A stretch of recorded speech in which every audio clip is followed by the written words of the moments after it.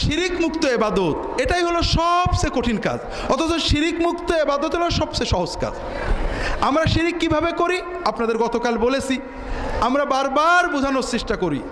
আমাদের কলবের ভিতরে নির্ভরতা, ইবাদত, চাওয়া পাওয়ার জায়গায় আল্লাহ ছাড়া কেউ থাকবে না, আর এখানে কেউ ঢুকলেই শিরিক হয়ে যাবে।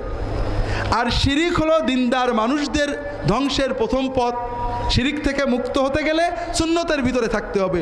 যতক্ষণ আপনার নীতি হবে নবী রাসূলুল্লাহ সাল্লাল্লাহু আলাইহি ওয়াসাল্লাম যা করেছেন করব, যা করেননি করব না, যা করেননি করব না, যা করেছেন করব।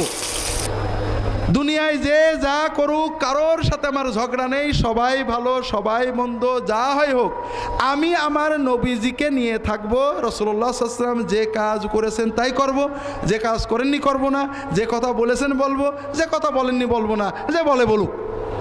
আপনার শিরকে যাওয়ার কোনো ভয় নেই।